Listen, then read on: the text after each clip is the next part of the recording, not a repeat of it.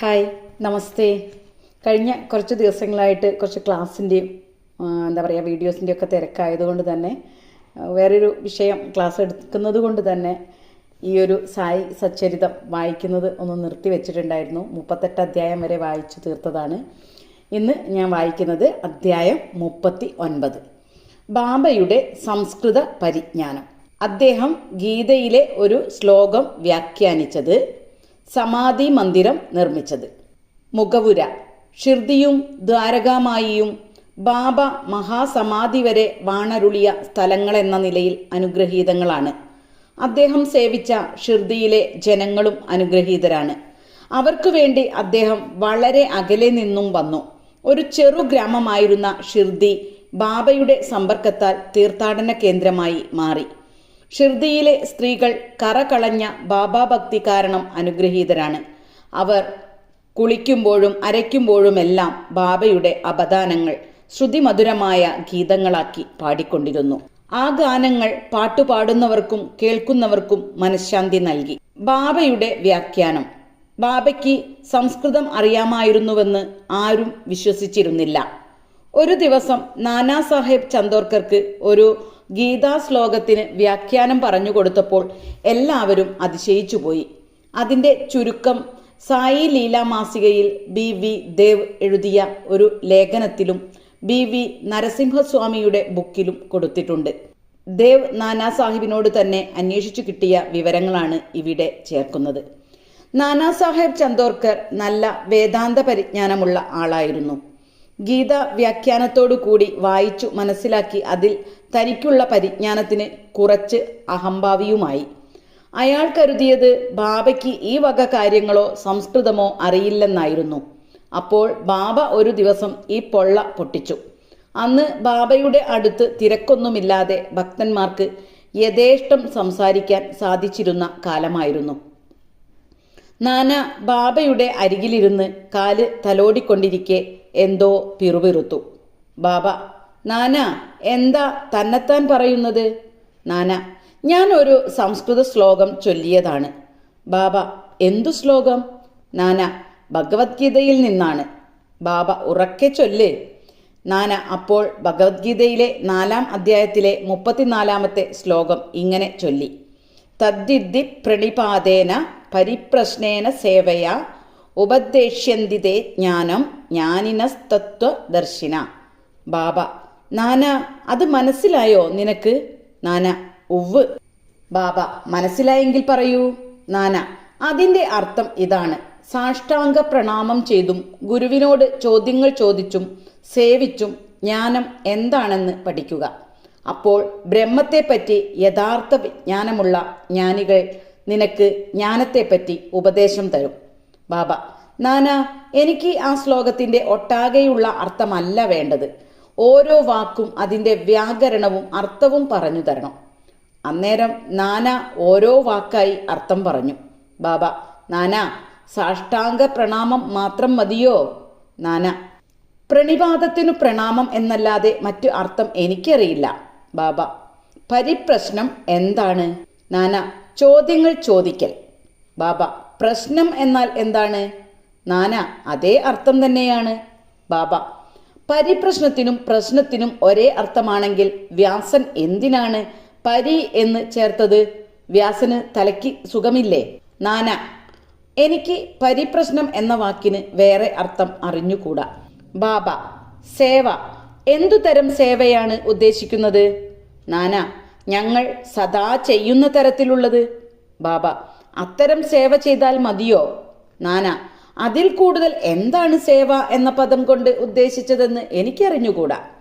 ബാബ: അടുത്ത വരി ഉപദേശ്യന്തി തേ ജ്ഞാനം, അതിൽ ജ്ഞാനത്തിനു പകരം വേറെ ഏതെങ്കിലും വാക്ക് ഉച്ചരിക്കാമോ? നാന: ആവാം. ബാബ: എന്തു വാക്കാണ്? നാന: അജ്ഞാനം. ബാബ: ജ്ഞാനത്തിനു പകരം അജ്ഞാനം എന്നാക്കിയാൽ ശ്ലോകത്തിന് വല്ല അർത്ഥവും കിട്ടുമോ? നാന: ഇല്ല, ശങ്കരഭാഷ്യം അങ്ങനെ പദം മുറിച്ചിട്ടില്ല. ബാബ: അദ്ദേഹം പറഞ്ഞില്ലെങ്കിൽ പോട്ടെ, സാരമില്ല. അജ്ഞാനം എന്നുപയോഗിച്ചാൽ കൂടുതൽ നല്ല അർത്ഥം വരുന്നുവെങ്കിൽ അതിന് വല്ല ആക്ഷേപവുമുണ്ടോ? നാന: അജ്ഞാനം എന്നു ചേർത്താൽ എങ്ങനെ ശരിയാവും എന്ന് എനിക്ക് മനസ്സിലാവുന്നില്ല. ബാബ: കൃഷ്ണൻ എന്തിനാണ് അർജുനനെ ജ്ഞാനികളുടെയും തത്വദർശികളുടെയും അടുത്തേക്ക് പ്രണാമത്തിനും പ്രശ്നത്തിനും സേവയ്ക്കും അയക്കുന്നത്? കൃഷ്ണൻ തന്നെ തത്വദർശിയും ജ്ഞാനിയുമല്ലേ? നാന: അതെ, അദ്ദേഹം അങ്ങനെയായിരുന്നു. പക്ഷേ എന്തിനാണ് അർജുനന് ജ്ഞാനികളുടെ അടുക്കൽ പോവാൻ നിർദ്ദേശിച്ചതെന്ന് മനസ്സിലാവുന്നില്ല. ബാബ: നിനക്ക് മനസ്സിലായിട്ടില്ലേ? നാനയുടെ അഹംഭാവം നശിച്ചു. ഗർവിൻ്റെ നെറുകിൽ തന്നെയാണ് അടികൊണ്ടത്. എന്നിട്ട് ബാബ വ്യാഖ്യാനിക്കാൻ തുടങ്ങി. 1. ജ്ഞാനികളെ നമസ്കരിച്ചാൽ മാത്രം പോരാ. സദ്ഗുരുവിൻ്റെ അടുക്കൽ സർവസ്വ ശരണാഗതി തന്നെ ആയിരിക്കണം. 2. വെറും ചോദ്യം ചോദിക്കൽ മാത്രം പോരാ. ചോദ്യങ്ങൾ ഗുരുവെ കുടുക്കാനോ ദുരുദ്ദേശപരമായോ തെറ്റു കണ്ടുപിടിക്കാനോ വെറും പരീക്ഷണാർത്ഥമോ ആവരുത്.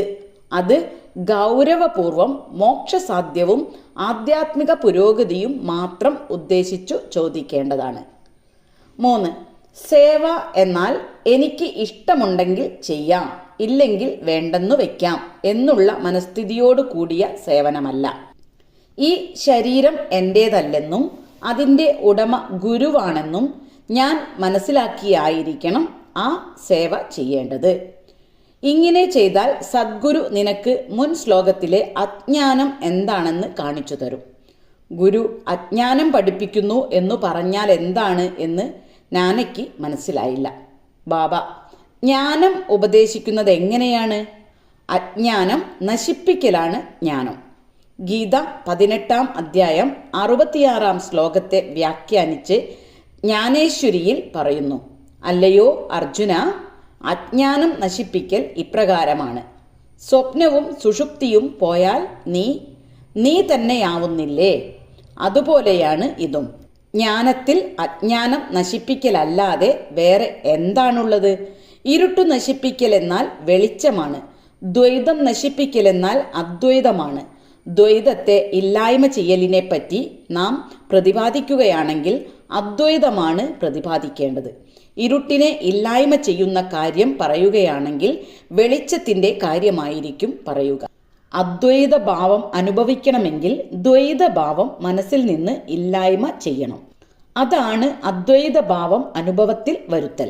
ദ്വൈതത്തിൽ ഇരുന്നു കൊണ്ട് ആർക്കാണ് അദ്വൈതത്തെ പറ്റി ആധികാരികമായി പറയാൻ കഴിയുക? ആ ഭാവത്തിലെത്താത്ത ഒരുവൻ അത് പറഞ്ഞു തന്നാൽ എങ്ങനെയാണ് ശ്രോതാവിന് അത് മനസ്സിലായ അനുഭവം ഉണ്ടാക്കാൻ കഴിയുക?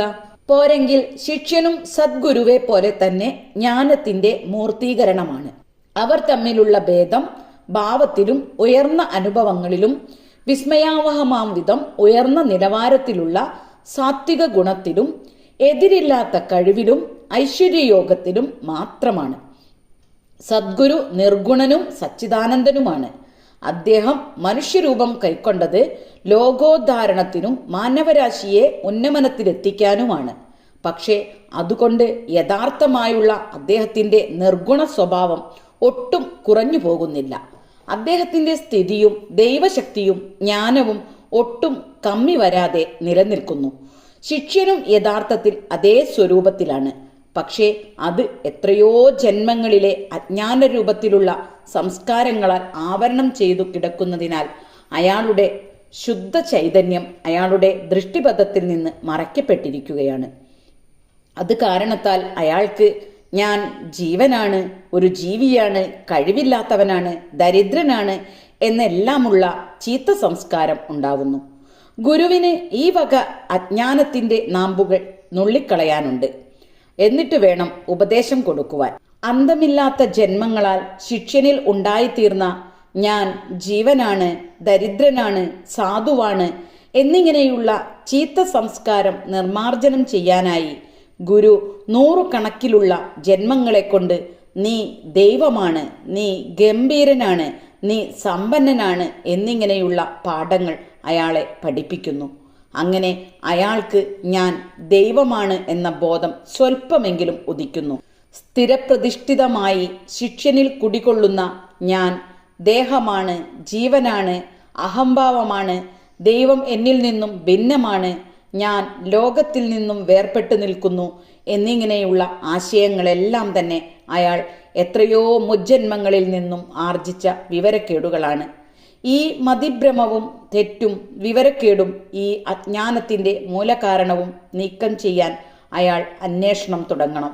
എങ്ങനെയാണ് ഈ അജ്ഞാനം ഉദിച്ചത്, എവിടെയാണത് എന്ന് ഇത് മനസ്സിലാക്കി കൊടുക്കുന്നതാണ് ഗുരുവിൻ്റെ ഉപദേശം. താഴെ പറയുന്നവയാണ് അജ്ഞാനത്തിൻ്റെ ഉദാഹരണം. 1. ഞാൻ ഒരു ജീവിയാണ്. 2. ദേഹം തന്നെയാണ് ആത്മാവ് അഥവാ ഞാൻ തന്നെ ദേഹം. 3. ദൈവം, ലോകം, ജീവൻ ഇവ വ്യത്യസ്തങ്ങളാണ്. 4. ഞാൻ ദൈവമൊന്നുമല്ല. 5. ദേഹം ആത്മാവല്ലെന്ന് അറിയാതിരിക്കൽ. 6. ദൈവം, ലോകം, ജീവൻ ഇവ ഒന്നു തന്നെയാണെന്നറിയാതിരിക്കൽ. ഈ വക തെറ്റുകൾ അയാൾക്ക് വെളിവാക്കി കൊടുത്തില്ലെങ്കിൽ ശിഷ്യന് എന്താണ് ലോകം, ദൈവം, ജീവൻ, ദേഹം എന്ന് മനസ്സിലാവുകയോ അവ തമ്മിലുള്ള പരസ്പര ബന്ധം അറിയുകയോ അവ തമ്മിൽ വല്ല ഭേദവുമുണ്ടോ എന്ന് ബോധ്യപ്പെടുകയോ ചെയ്യുന്നില്ല. ഇതയാളെ പഠിപ്പിച്ച് അജ്ഞാനം നശിപ്പിക്കുന്നത് ജ്ഞാനത്തെ പറ്റിയ ഉപദേശമോ അജ്ഞാനത്തെ പറ്റിയ ഉപദേശമോ?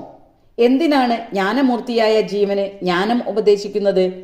ഉപദേശം അയാളുടെ തെറ്റ് മനസ്സിലാക്കി കൊടുക്കാനും അജ്ഞാനം നശിപ്പിക്കാനും മാത്രമാണ്. ബാബ തുടർന്നു. 1. പ്രണിപാതം അർപ്പണത്തെ സൂചിപ്പിക്കുന്നു. 2. അർപ്പണം ശരീരം, അർത്ഥം, മാനസം ഇവകളെ കൊണ്ടാണ്. 3. എന്തിനാണ് കൃഷ്ണൻ അർജുനനോട് മറ്റ് ജ്ഞാനികളുടെ അടുക്കൽ പോവാൻ പറഞ്ഞത്? സദ്ഭക്തൻ എല്ലാം വാസുദേവനായി കാണുന്നു. അപ്പോൾ ഏതു ഗുരുവും ഭക്തന് കൃഷ്ണൻ തന്നെയാണ്. ഗുരു ശിഷ്യനെയും വാസുദേവനായി കാണുന്നു. കൃഷ്ണൻ രണ്ടുപേരെയും ആത്മനും പ്രാണനുമായി കരുതുന്നു. ഗീത അധ്യായം 7 ശ്ലോകം 8. ശ്രീകൃഷ്ണന് അത്തരം ഭക്തന്മാർ ഗുരുക്കളായിട്ടുണ്ടെന്നറിയാവുന്നതിനാൽ അർജുനനെ അവരുടെ അടുക്കൽ പോവാൻ നിർദ്ദേശിച്ച് അവരുടെ മഹത്വം പ്രഖ്യാപിക്കുക മാത്രമാണ് അദ്ദേഹം ചെയ്യുന്നത്. സമാധി മന്ദിരം നിർമ്മിക്കൽ. ബാബ തനിക്ക് നിർവഹിക്കേണ്ട കാര്യങ്ങളെപ്പറ്റി പറയുകയോ തിരക്ക് കൂട്ടുകയോ യാതൊന്നും ചെയ്യാറില്ല. പക്ഷേ എല്ലാം സമർത്ഥമായി കൈകാര്യം ചെയ്തു. സാവധാനമെങ്കിലും സുദൃഢമായി കാര്യങ്ങൾ നടക്കുന്നത് കണ്ട് ജനങ്ങൾ വിസ്മയിച്ചു പോകും. സമാധി മന്ദിരം പണി ചെയ്തത് ഉദാഹരണമാണ്. നാഗ്പൂരിലെ കോടീശ്വരനായ ശ്രീമാൻ ബാപ്പു സാഹേബ് ബ്രൂട്ടി കുടുംബസമേതം ഷിർദിയിൽ താമസിച്ചിരുന്നു. ഒരിക്കൽ അയാൾക്ക് അവിടെ സ്വന്തമായി ഒരു കെട്ടിടം വേണമെന്ന് ആഗ്രഹമുണ്ടായി. ഇതിന് കുറച്ചു കഴിഞ്ഞ് ഒരിക്കൽ ദീക്ഷിത് വാടയിൽ കിടന്നുറങ്ങുമ്പോൾ ഒരു ദർശനമുണ്ടായി. ബാബ പ്രത്യക്ഷപ്പെട്ട് അയാൾ സ്വന്തമായി ഒരു സത്രം കെട്ടിക്കൊടുക്കുവാനും അതിൽ ഒരു ക്ഷേത്രം കൂടി നിർമ്മിക്കാനും പറഞ്ഞതായി കണ്ടു. അവിടെ തന്നെ ഉറങ്ങിയിരുന്ന ശ്യാമയ്ക്കും ഇതേപോലെ ഒരു ദർശനമുണ്ടായി. ബാപ്പു സാഹേബ് ഉണർന്നു നോക്കിയപ്പോൾ ശ്യാമ കരയുന്നത് കണ്ട് എന്താണ് കാരണം എന്ന് ചോദിച്ചു.